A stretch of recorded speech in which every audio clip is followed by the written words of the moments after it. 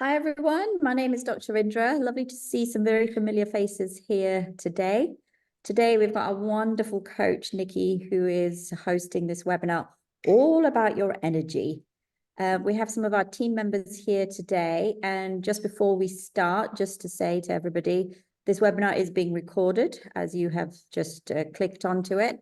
The presentation is the bit that we are going to be sharing with everybody.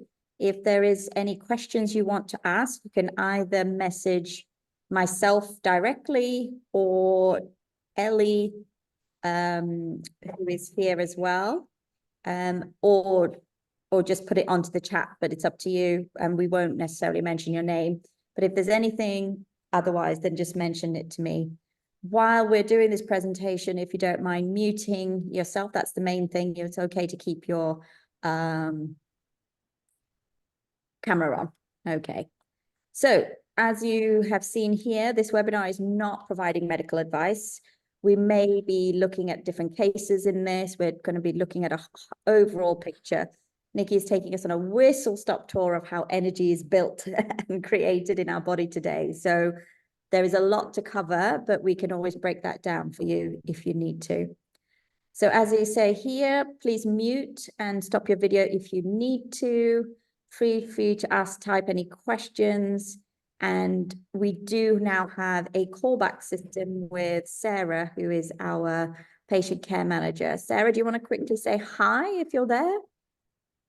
Hi, everyone. So Sarah now has a callback system where you can book a call with her at any time, and she will talk you through what's needed and anything to do with your appointments. If you are not with us, or if you're with us, she's also available to speak to as well. Our website is being updated at the moment, so bear with us as we're doing some changes and things like that. But you should be able to go on there and book a call back with Sarah to talk through any of your needs going forward. Next. So before we start, I just wanted to give a little bit of an update as into our practice. So we are a collaborative care practice, and we have 12 practitioners working with us now. We've got myself, and we have 2 other GPs. We have a consultant psychiatrist, we have a consultant endocrinologist, and we have Bobby, who's sitting here with me today, who is our integrated pharmacist. We have Nicki, who's going to introduce herself in a minute. We have Ruth, who's a psychotherapist, and we also have Corey, who is our nutritional therapist. And we have our wonderful admin team, who we cannot do this job without, which is Sarah, who is you've just seen, and Ellie, who is also on the phones and on our emails as well, and Avril, who's our business support lead as well. So, hi, Ellie.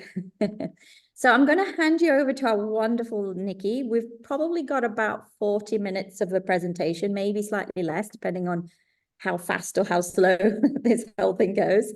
And then it's open to everybody to ask as many questions as they want to. I'll hand you over, Nicki. Thank you. Hello and welcome. I'm delighted to see so many new faces and some lovely familiar faces too in the background there. I appreciate you choosing to spend your lunchtime with us today, and I'm hoping the discussions are going to be really informative and that there can be some key points that speak out to you personally and that you can try and incorporate into your lifestyle moving forward to help you feel more energized day to day. So in our journey to boost energy levels, I feel my role as a health coach in this wonderful collaborative care team is quite pivotal. I work alongside our doctors, the nutritional therapists, and other experienced professionals to try and craft out some personalized wellness plans and to help our clients to put into practice some healthy new habits. So my intention is always to try and educate, empower, and support my patients and to try and help them to make sustainable life changes to enhance their vitality and really to boost their overall wellness. So as we've said throughout the talk, I'll try and share some insights and some strategies to help you to unlock your energy potential. And if anything we discuss resonates with you, then we've got time for questions at the end, and you can contact our friendly team for a complimentary discovery call if you think that would be something that would appeal to you. So let's jump in. So what is fatigue? Fatigue is defined as a persistent feeling of being tired or feeling weakness or lack of energy that can really start to impact your function throughout the day. And it can be mental, physical, or emotional. And it could be caused by a whole range of different factors, as we're going to see. It could be things like stress, lack of sleep, poor nutrition, or underlying health conditions. But it can have a wide range of severity, from poor concentration and tiredness to being completely exhausted or an inability to function. But it can really impact our clients' lives quite dramatically. So it's not to overwhelm you, but you can see that there are a very long list of health conditions which can present with fatigue as one of the overlying outward symptoms. Conditions such as anemia, hormone disorders like hypothyroidism, adrenal fatigue, cardiovascular disease, autoimmune conditions, things like rheumatoid arthritis, and autoimmune and fibromyalgia, long COVID, and chronic fatigue syndrome all may have fatigue as the main presentation. But alongside that, we have to think about lifestyle factors that could be behind the fatigue that our patients are suffering with. And that may involve chronic stress or insomnia or a poor diet that's causing some nutritional deficiencies. Or there may be an exposure to toxins such as mold, lead, or mercury in the environment or in the food. So alongside that, there are even some medications that patients may be on that may be influencing their energy levels. And so, as Indra mentioned, we're lucky that we have our pharmacist, Bobby, who will also help with that, looking into the sort of the medications that our clients are on and looking for any interactions or side effects.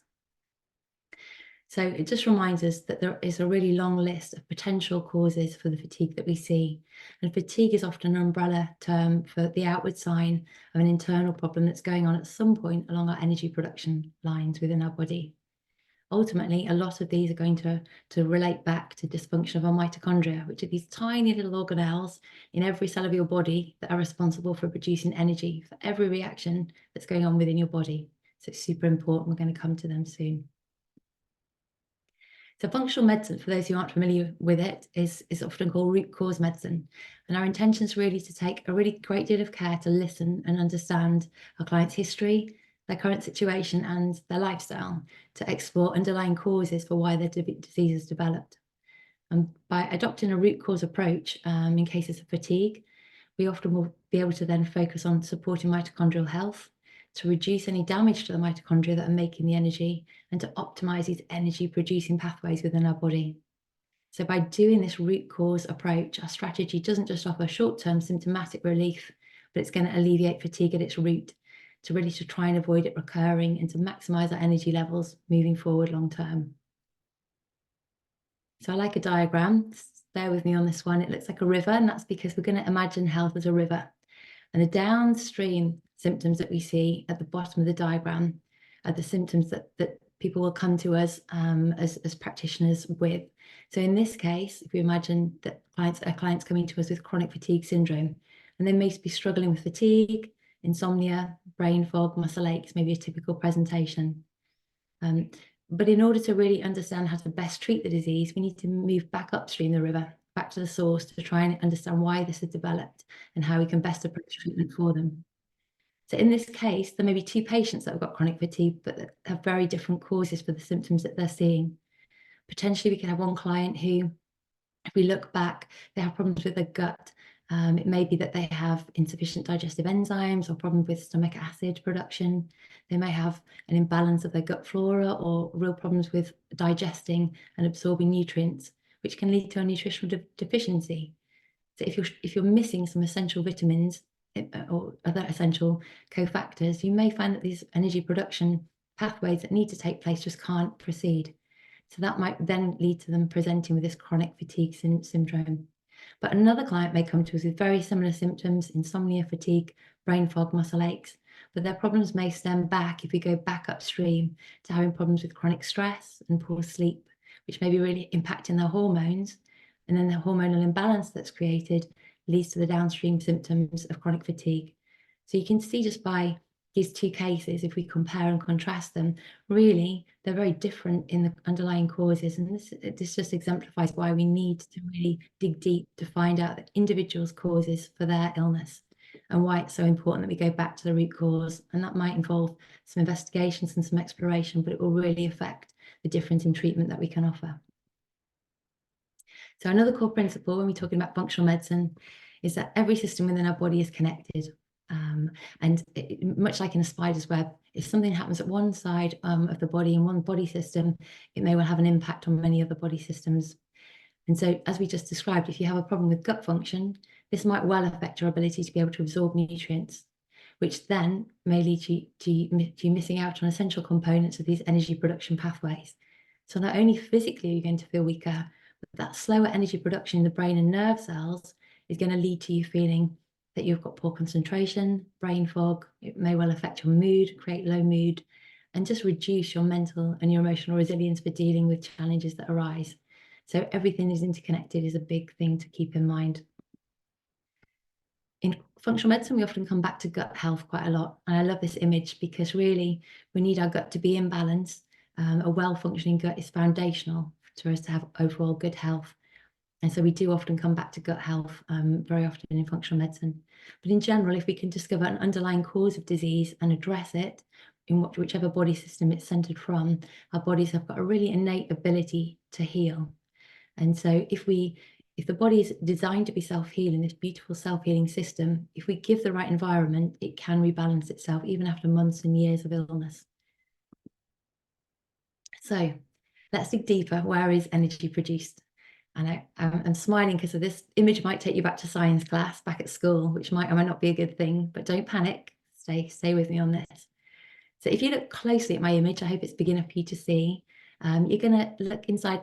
This is a human cell, and this is a typical human cell. And inside of there, back at science class, we learned that these little bean-shaped organelles inside the cell are called mitochondria. They've got a little squiggly membrane inside there, which is where the important processes of energy production are going to take place. And these mitochondria are vital power stations, creating the power for every single cell, in every tissue, in every organ of our bodies. So they take in nutrients and oxygen and they turn them into energy. And that energy is going to power the cell, but ultimately is going to with the cells forming a tissue and the tissues forming organs, is going to power the whole body. And so it's a really, really vital role that they play. And if I imagine back at science class, I imagined from the images we were shown, oh, there's just a few of these little guys floating around in every cell. But actually, there are hundreds of these mitochondria in many different tissues. And in the cells of something like a muscle cell, there's going to be absolutely hundreds packed in because it represents the fact that this muscle cell really needs to have lots of energy for the role that it plays. So I love this image. I hope you like it. It's just to show us how important the mitochondria is, right? We have to keep this in mind. These guys are vital for energy. So we've really got to take time to look after them. We've got to look after these little guys and we've got to make sure that we keep them healthy. So another image I want you to think about is this image of the power station. Really important that we recognize that on these very important membranes within the mitochondria are where the energy production pathways take place. And remember, the energy they're producing isn't just for movement and exercise. The cells throughout the body need the mitochondria to produce energy for growth, for healing, and just for day-to-day function. So if there's damage to the mitochondria or they're not provided with the nutrients that they need to produce energy, the whole process of energy production in our body is going to slow down. And if this continues with some time, we're going to end up with a body that is significantly impacted, and we're going to have signs of low energy levels, weakness, tiredness, low mood, and an inability to function. So really important we keep that in mind. So once again, don't panic, it's back to a bit of science, but this is the energy production line. And you may remember this from school, but we're not going to get overwhelmed by it. It's just to remind us that within the mitochondria, the same pathways is working for all of the different types of nutrients that we take in. If we zoom into the top of the chart, whether we're eating fats or carbohydrates or proteins, they're all feeding in to this same energy production pathway. And so it's really important to imagine as we get closer to the bottom of the chart that this, what used to be called the Krebs cycle, sometimes called citric acid cycle, moving down to the electron transport chain, all of this is the production line. And if we picture it, I get clients to picture it as a production line in a factory. It's really important as our energy processes move through the production line that at each stage along the way, there are different elements that are needed to move from one workstation to the next. And so if we imagine that we're on a workstation and to get from this point to the next point along, we need to have some of these essential cofactors, things that we get from our diet, we need to have to move along the production line.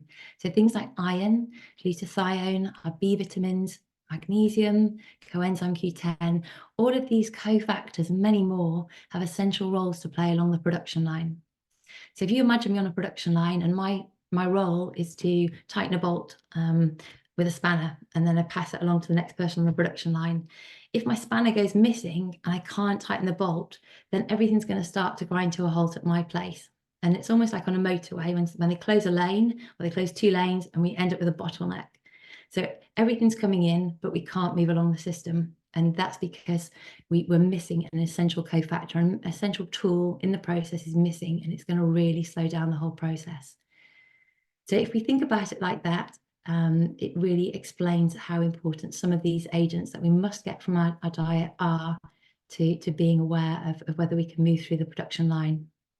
Another thing to note from the picture is these little red dots you may not be able to see very, very clearly, but they're factors that can inhibit the process of energy production. And so listed along the side here are some actual important things we must consider when we're thinking about things we may be exposed to or that we might be involved in a lifestyle with that may be inhibiting our energy production pathways. So if we've been exposed to toxins like mercury or arsenic or lead, these kind of toxins can really impinge our energy production. And they can impact a major point on the production line and really slow the production down. So a big part of the investigations as a team that we look into are doctors may well decide that they want to look at a blood test or a urine test to investigate, are there any cofactors you're missing, or are there any toxins that you've been exposed to? We may ask our pharmacist to take a look at the medications that you're on and see if they may be impacting your energy levels and slowing down your energy production.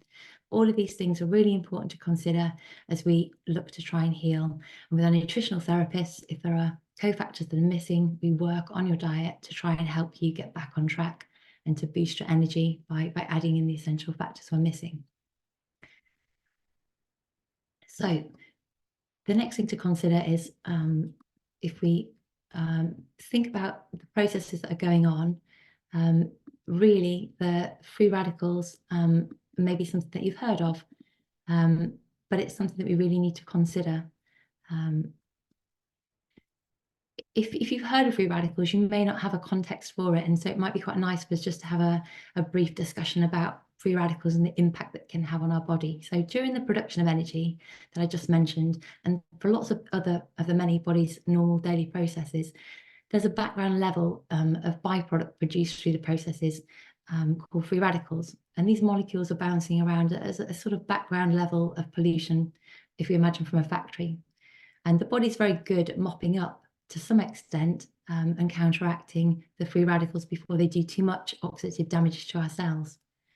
However, free radicals can be a problem and we need to be aware of them, because if they're in large enough numbers or if they're not adequately mopped up, they really can damage cells, and in particular the mitochondria are very fragile, the membranes within them, and they can have a direct effect on our energy production pathways if we have an excess of free radicals. We also see free radicals as our enemy, really, because they're significantly involved in the aging processes that occur in our body. And if we're suffering with chronic disease, really free radicals can really inflame the processes of inflammation and chronic disease and can slow down the healing processes. So they can be a real problem, and we do have to be aware of that. So other things that we can do lifestyle-wise can really impact the levels of free radicals in our body. So on the diagram here, you can see things like smoking, ingesting processed foods that have got high levels of refined sugars or trans fats, drinking alcohol, putting our body through chronic stress. All of these things can boost and cause an excess of free radicals in our body that can have really significant effects on our energy production and on our body in general.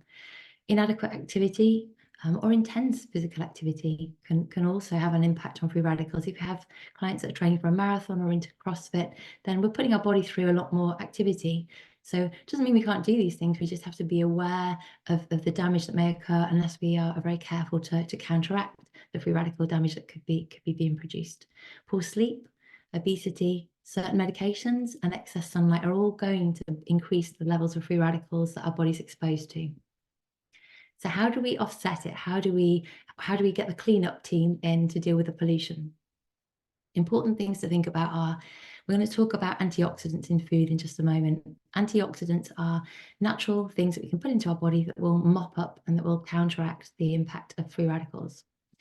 We can obviously try and reduce some of these things that we talked about as the causes of free radicals by reducing our processed food intake and really trying to get a good hold on stress management. Can't take stress away from day-to-day life, that's part and parcel, but we do need to be aware if you feel the impact of stress. We need to have some really sensible methods in place to try and reduce our stress levels and to help us find that peaceful place. We need to really prioritize good sleep. Sometimes sleep can be the thing that gets pushed out when life is busy, but we're going to come to the importance of sleep soon.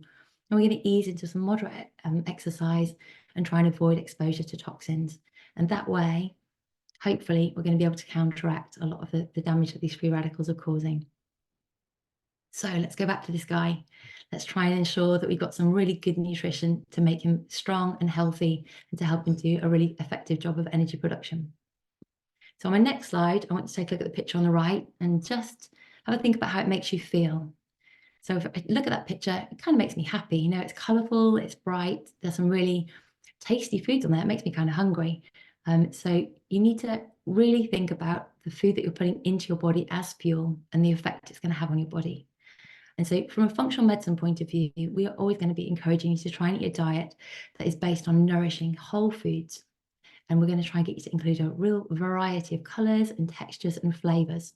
Some people can be really have a dysfunctional relationship with food if they've been on and off different diets, they've had different advice from different people on what they should and shouldn't eat. And we really want you to see food as medicine and to fall back in love with food and the benefits that it can do for your body. We're going to discover the healing power of food through the work that we do together. And we're going to encourage you to put together meals that look colourful, and that flood your body with essential nutrients to really power up not just the energy production aspects, but also in general, just to really fuel your body to optimize how it works and to give you optimal health. So we're going to want you to, as you put these meals together, be proud of the meals that you're putting together, flood your body with the good stuff and feel happy that you're putting it into your body and encouraging your family to eat similar kind of foods, learning to put together some really great meals. And there used to be a quote from L'Oreal in 10 years ago or something, because you're worth it. But I want you to think about that. You are worth it. So when you're taking a little bit longer to chop the food and the vegetables and make a nice salad, see it that you're doing something really good for yourself and that you deserve it. So anyone that knows me knows I love this slide and I'm going to bang on about it lots. But we really encourage you to eat a rainbow of different plant food colours on a day-to-day basis, because every different colour that you see on my lovely picture here has got something good to offer your body. All the different food colour groups have got really good nutrients in there that are really going to power your body to work well. And all of these foods are going to be powerful antioxidants that are going to try and offset the free radical damage that we just talked about.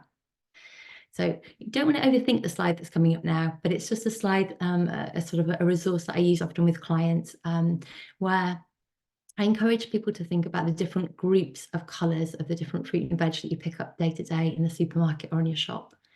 And life's busy and we can fall into a bit of a rut of doing the same online shop, just clicking the same repeat order each week or going to the same stations along the produce aisle and picking up the same things.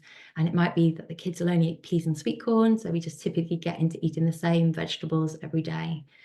But if we look more closely at each of the different food groups, for example, I've zoomed into the greens, then as well as there being peas on here, we've got all sorts of different vegetables, and each different fruit or vegetable on here has got something different to offer your body. And so by eating a variety of different things each week, we're really ensuring that we're hitting all of the essential vitamins and minerals and getting all of the essential phytonutrients. And this isn't just for energy production, this is in the whole benefit realm of trying to avoid cancer, to reduce inflammation, to boost our brain health, our skin health, our hormone balance. So I really encourage you to step out of your comfort zone and be a bit more creative with the meals that you're putting together.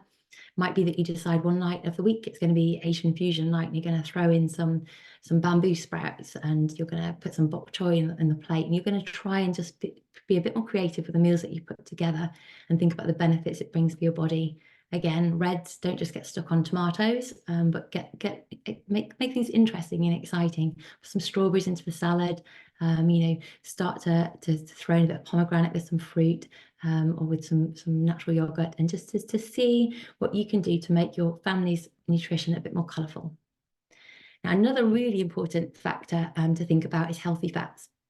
When we looked at that little mitochondria guy with his membranes inside looking all strong, the healthy fats are part and parcel of what make up those membranes within the mitochondria and within all the cells of our body.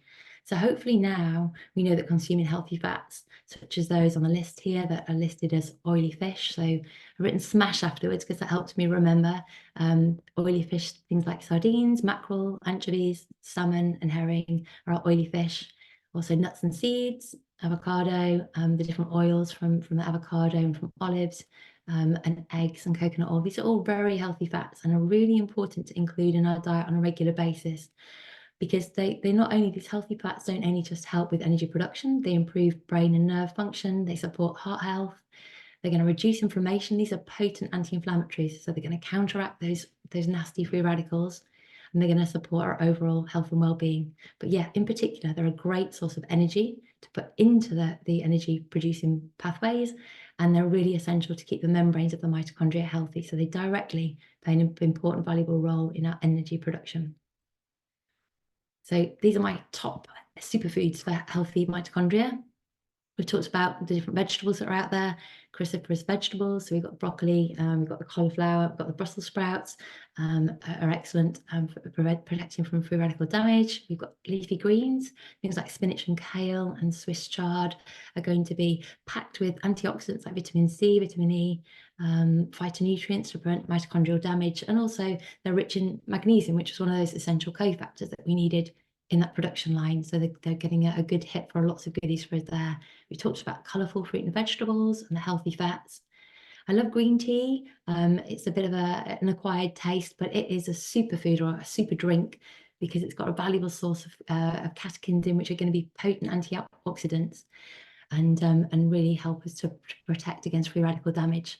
I haven't got a picture of turmeric, but turmeric is super important because it contains curcumin, which has got not just anti-inflammatory and antioxidant properties, but it also has got an extra benefit. It supports something called mitochondrial biogenesis, which just means it helps our bodies want to make more mitochondria. So it helps our bodies actually produce more of the powerhouses in the cells, which is great. And then dark chocolate's on there. Dark chocolate does contain some flavonoids that are going to help to protect the mitochondria, and it also contains some magnesium, but we're talking about few squares a couple of times a week. We're not actually going crazy on a big bar of green and blacks. It's not a free reign to go wild there. Things to avoid. So I want you just to take a glance at the picture on the side. It is also colourful, but this is just this is a marketing ploy. Don't be sucked in. The colours there are all on the packaging, really. If we delve inside the packaging, we're looking at a lot of very beige, highly processed foods that have got potentially high refined sugars and high trans fats or unhealthy fats in them, and so really going to produce a lot of free radicals in their processing. So we do try and avoid these to keep our mitochondria healthy. Now, exercise is a difficult topic when we start to broach the topic of exercise for people that are feeling fatigued, because you really haven't got the energy to do very much when you're feeling really, really tired and really everything overwhelms you. But I don't want it to be a case of looking at this picture and thinking that we're talking about going to the gym. The importance of energy, of exercise to make energy, to produce those healthy mitochondria can't be underestimated. The less we do, then the less we are able to do. So it may be that we're going to start really gently. It may be that all we can do at the moment is just make it to the garden, to fill up the bird feeders, or to take the compost waste out to the garden. But it's really important that we start very slowly, but we do start to slowly try and test ourselves just with small steps to do a little bit more each day, because by increasing our levels of putting anaerobic exercise in, we're increasing our body's energy demands, and that stimulates our body to want to produce more mitochondria, this mitochondrial biogenesis that I mentioned before. So by just slowly increasing the energy demands on the body, it makes the body respond by making more mitochondria. It enhances how many mitochondria are packed in the cells, and it makes those mitochondria work better. So we start gently and we build up to whatever you're capable of, but we have a plan that we're going to slowly start to build up so we can get back to the things that you love to do and that you want to do. And we find those activities that give you joy. We want to maybe start with a bit of gentle gardening, or we're building up perhaps to getting back to swimming with friends, or going out on a bike ride with the grandchildren, or we want to get back to dancing, or we really used to enjoy the social side of an aerobics class. It might feel like it's out of reach right now, but we've got to start somewhere, and these small steps have really powerful positive changes working forward. Resistance training is also really important, actually looking at either using some light weights or some resistance bands or some cables can just start to focus on specific muscles more carefully, and that again will encourage mitochondrial biogenesis, more mitochondria. The other benefits of resistance training are that they boost the metabolism. So if you've gained weight because you've been sedentary for a while, it's a really important way of getting you back on track, boosting your metabolism and getting your body out of hibernation. It's going to improve our insulin sensitivity. So it's really going to help to reduce the risk of diabetes, and it's going to be important to increase our bone density as we get a little bit older to prevent the risks of osteoporosis developing. So which exercise is best? Do what you enjoy. That's kind of what I encourage my patients to do. This isn't about pushing you to get into the gym and chasing you around the gym. This is much more about finding something that you can do consistently and that you enjoy. And then you're going to keep it up long term, and it's going to be beneficial in all of those different ways. If we can include a bit of resistance training and aerobic exercise, that would be great. We can maximize the health benefits then, but build up slowly in a steady manner. We don't want to have injuries, and we want to allow your body time to make the adaptations as the energy demands are increased upon it. So stress, that's one of the big ones that we mentioned before that can really cause harm to our bodies for lots of different ways. Chronic stress can increase the production of free radicals that we talked about, so directly damaging the mitochondria and reducing our energy production batteries within the cell. Can also impact our thyroid function if we're stressed for a prolonged period of time, which is going to cause us to have low mood and make us feel tired anyway. Can also have real disturbances of sleep when we're chronically stressed, which is just going to make a vicious cycle then of ongoing stress and exhaustion. And it can disrupt our hormone balance. So especially those hormones involved in appetite control, when we've been chronically stressed and potentially chronically overtired, it's really going to make us have those cravings for comfort food and for things that are really out of line with what our intentions genuinely are. So I always get clients to think about energy in terms of your internal battery. If we think about your resilience, it's the energy that you've got to cope on a day-to-day with the physical, mental, and emotional challenges that you're facing every day. So if you consider your internal battery of energy for the day, when you're fully charged up, your resilience is high. And that means that you can cope with whatever challenges come your way in a really calm and clear manner. You're going to feel very focused and in control, and you can be able to multitask really well. However, when your inner battery is depleted, there's just not enough energy to draw upon when you need it. So you're going to be much more easily overwhelmed, even in very ordinary, basic situations. And you may struggle to cope when challenges start to arise. You might find yourself being impatient, snappy, or tearful when there's any extra pressure put upon you because your resilience is really low. So what's draining your battery? This is a conversation that I have with clients often. We need to think really day to day, what's weighing upon you at the moment. Imagine if you left the car lights on overnight. In the morning, you're not going to be aware of what's happening overnight, but at some point you're going to realize that the car just won't start and the battery's drained and you're just burned out. It's not going to work. It's the same thing here. We need to look at the work stresses that you're under. It might be difficult colleagues that you're working with, or it might be just intense pressures or deadlines, financial pressures, relationship dramas, difficulties that you're struggling with. For a lot of clients, there might be some past unresolved trauma. There might be some really difficult life events that you keep replaying, and that is draining your battery on a day-to-day without you even realizing it. Chronic sleep deprivation will be a big factor, and ongoing health concerns, either anxiety about your health, the actual symptoms that you're suffering with, or ongoing pain, can all really deplete you. And anxiety and depression will clearly have a big impact on your reserves as well. So how do we recharge? How do we recharge our inner battery, and how do we prioritize making ourselves feel stronger and more resilient? So for lots of people, movement and exercise will create a release of endorphins and these happy hormones that really help to promote feelings of happiness and to reduce stress and anxiety. So we've already talked about trying to just gently ease into that. And even if it's just a very simple potter around the garden each day to start with, just getting out in nature, getting some sunlight, getting back in tune with the seasons and with the nature around you will be very impactful. Spending time in nature, you could include that with walking, cycling, gardening, but even just taking yourself to somewhere that you feel is your happy place, somewhere that's very relaxing for you, sitting by water or in your garden or in woodlands nearby. It might just be a really good place for you to have some space, to get some perspective and to recharge. For a lot of people, I get them to really think about, you might be so stressed and so worried about things that it's a long time since you engaged in a hobby or in anything creative. It might be that you need to look back to your younger years, to your childhood, to your youth, and really think about the things that used to make you feel really happy and relaxed. And so all of these type of things, it could be that you're into painting or drawing, it might be that you like to craft, that you like to do woodwork, but trying to find something like this to bring some joy back into your life and to help you to unwind would be a really good positive step. Some people like to recharge with reading, even if it's just a chapter a day that you commit you're going to give yourself the time to do, or listening to some music that's uplifting and upbeat for you, or playing an instrument, or even getting out to a choir and actually having that community feel of being out and in a battery recharge just from the energy from the people around you. Things like massage or a nice warm bath before bedtime or other self-care practices can be really powerful. Just locking the bathroom door and taking time to relax in the bath on an evening before bed can really promote good quality sleep and let you recharge. Ideally, thinking about things like meditation and mindfulness will really help to calm the nervous system and really help to reduce anxiety and promote relaxation. So these are things that we would encourage. I often find in the beginning of a session with clients, we might talk about relaxation techniques like deep breathing, and maybe even practice together to learn some good practices to get into on a regular basis. And deep breathing is beautiful, but we need to be practicing on a regular basis for it to feel effective. So we work on including it at times that we're relaxed and when we're feeling calm, as well as times where the stresses of day-to-day kick in.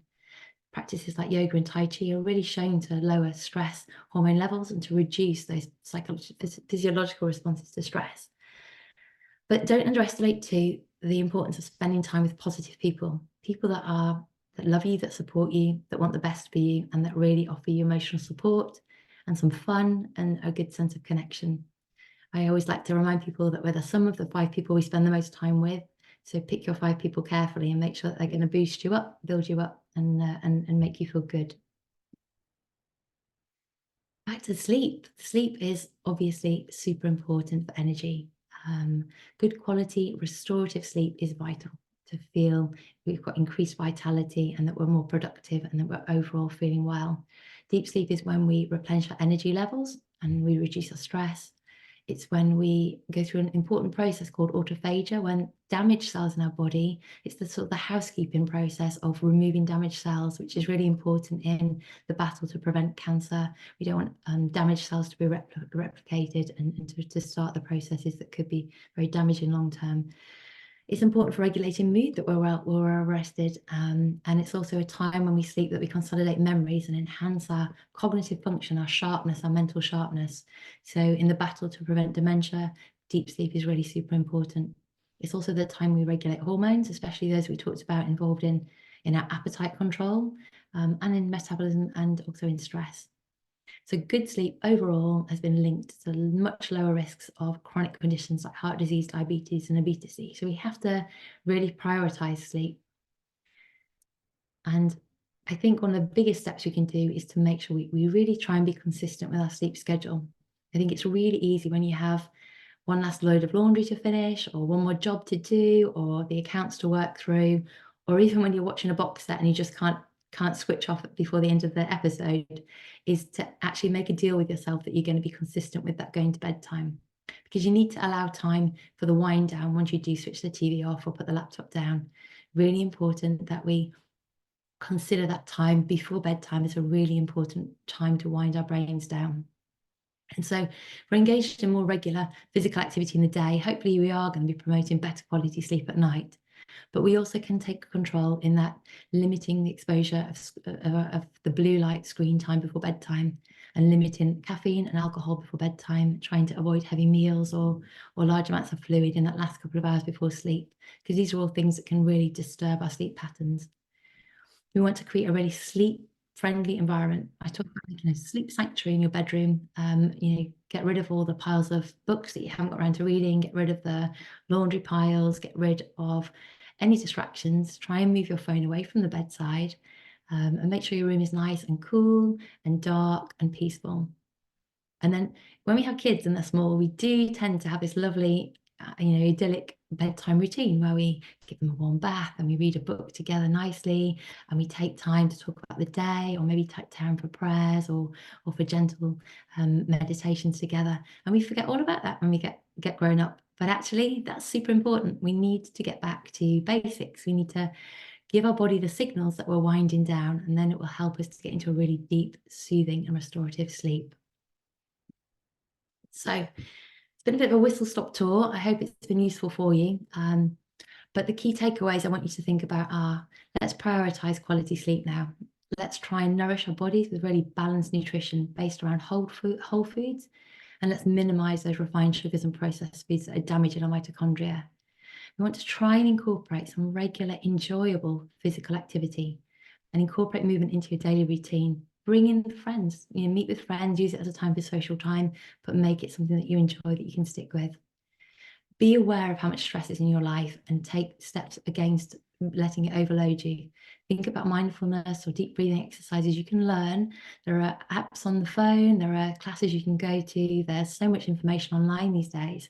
It's an investment in your future if you can learn to step away and to practice these techniques on a regular basis to manage your stress levels. And I love this one. This is really important. We don't have to wait till 2 weeks of summer holiday to unwind. We need to, on a daily basis, create little windows of joy. Discover flow activities. This is activities where your brain is engaged, you are enjoying what you're doing, and you're switching off from all the background noise of day-to-day life, and allow yourself to recharge your batteries. Really super important. So as we move towards, I'm going to reintroduce Dr. Indra in a second. One of the big important things our doctors will tell you is test, don't guess about supplementation and about underlying causes. Let us help you pinpoint what is going on in your body. And then be aware, we are a collaborative care team. So we have a really holistic approach to health. All of these things on the key takeaway sheet, we have someone to help you with. If you're struggling with sleep, the health coaching will be fantastic for you. If you need to sort out your diet, our nutritional therapist is there to really take a deep look at what you're eating and any problems that you might be struggling with, and to really help you get creative and help you make this something you can manage day to day. We talk about exercise through the health coaching and personal training background that some of us have. And we have really good ways of helping you to manage your stress, either through the health coaching or through the psychotherapists that we have. We want to also explore any negative patterns that are holding you back, again, through coaching and through psychotherapy. And we have a pharmacist available to help you look at medications and any interactions that might be going on. Really, a big part of what I like to do is just to talk about the windows of joy, and that in itself is a really big step when you can start to put some fun back into your life day to day. So I hope it's been useful. I'm going to pass you back to Dr. Indra. She's going to talk to you about the sort of testing that we offer and how it can benefit your health, and where we go from there. Thank you so much, Nicki. It was a really whistle-stop tour, but really great. And I love our little mitochondria, the picture there with him, the muscles and everything. And yeah, I think at our practice, test, don't guess is really important. We do use a different number of testing. We obviously, as conventional medics, we still use blood tests as well, which help us to understand what blood levels are of nutrients that you mentioned in there, such as B12, folate, vitamin D, all of those kind of things. But we also do use organic acid testing, which is what you're showing here. And the test here is a combination of a blood test and a urine test. And the organic acids is basically picking up on what you were saying. It's what's stopping that pathway from happening. And by looking at the different components of the pathway, telling us what may be deficient and not allowing that, what did you call it, workshop, or like Production line, my production line from working so effectively. And this particular test really tells us about all those different aspects relating to how the body's working. So antioxidant support. So this is what's needed for those, you showed that picture of the fire and the smoke. Do you have enough to calm that fire down and take away all that smoke? Mitochondrial dysfunction tells us a little bit about how your factory is working and where the areas are that are deficient enough. Omega is a different area, but it also looks at your inflammation. So it gives us, there are a number of tests in there that tell us how inflamed your body is. So for me, inflammation is about how big is your fire and what is happening in your body to help calm your fire down. Toxin exposure obviously helps us to understand that balance. You were showing on your little slide there, that little balance. Is there a lot of toxins that are in your system at the moment that's causing a problem? The methylation, now methylation can be a whole talk on its own, really, in terms of understanding. Now, methylation is a process that happens in all our bodies, in all our cells, and it helps us to do a number of different things. It creates happy hormones. It helps us to produce serotonin, melatonin. It helps us to detoxify. It helps us to process our B vitamins. It does a lot of different things. And if any of these elements are not working so effectively, it will impact on your energy production as well. So these are like some of the testing that we do. And depending on what other root causes there are that come up, your picture with the flow and going up to the root cause, right up to the upstream element. We also do testing relating to gut health. We also do relating to hormone health as well, if those come as part of your picture. So that's the kind of testing that we offer at the practice. I just wanted to say, if anybody has any questions, please let us know. And if you can either just unmute yourself and ask any questions. We have Corey, I think, our nutritional therapist, here with us as well. Corey, are you around? Yeah, hi everyone. Sorry, I wasn't able to catch the beginning of that, but I'm here now. If anyone has any questions for me, then I'd be very happy to answer them. And we also have Bobby here, who is our pharmacist. So if anybody has any questions regarding medications or things like that, then he's happy to help with that. Just for your own information, our next webinar is by Bobby. And what are you talking about, Bobby? So we're going to be talking about prescribed medicines, really, and the hidden problems that can arise from them in terms of nutrient deficiencies. So like Nicki showed us, all these nutrients, how important they are for these pathways. And sometimes they can be combinations or individual medicines, as Nicki also pointed out with a few, that can actually start to have effects on these nutrients as well.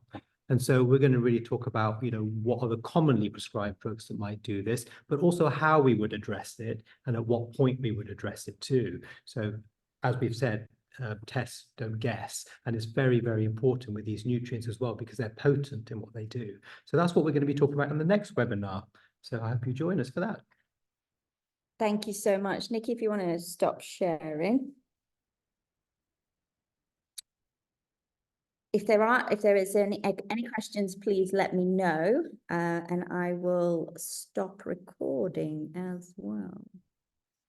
Where is This moment.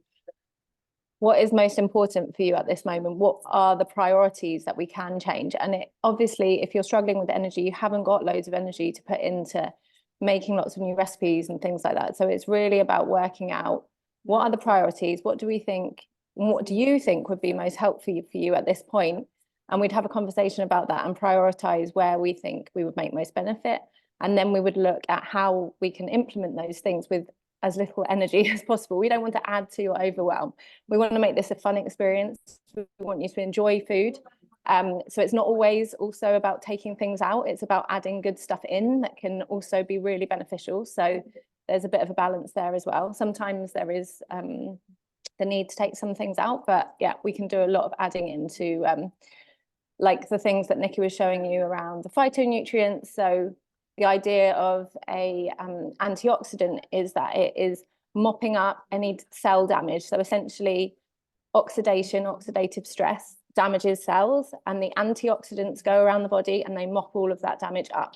So by introducing more of those into your diet, that can help with any of that damage. There's also certain vitamins and minerals that Nicki covered that we would look to make sure were in your diet, and we would talk about that. What foods do you enjoy eating out of those food lists, and where can we put them in that would make that an enjoyable change for you? Thank you so much, Corey. I think this is the key, isn't it? Functional medicine is the whole person medicine. There's so many different elements to it, and it can be very overwhelming. And it's about breaking it down to the minimum things that are needed. And what our nutritional therapist and we all say, it's always just one small step, and it's about taking that one small step in there. And that could be just cutting out certain foods or adding in certain foods. We've got patients who we've looked after who we've ended up even doing genetic testing for them, because that's helped them to understand what their body needs. And it's been about really figuring out, what is your why? Why are you wanting this most energy? Why do you want more energy? Where does this come from? Because understanding your dream outcomes, understanding your why, is partly what our coaches are here to do as well, because once you understand that, it's easier to make these changes going forward. Is there anything else that anybody would like to add?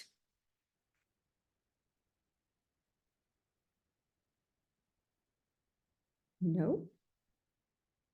Well, thank you everybody for coming on today.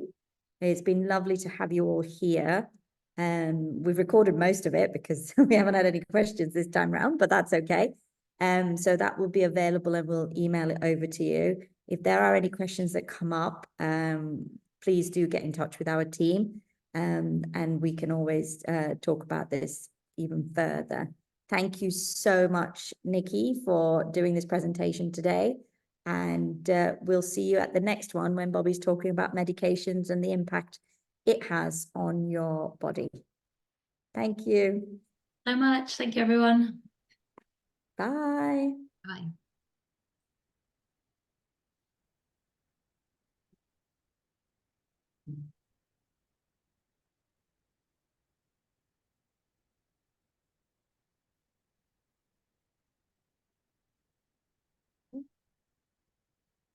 And we stop recording.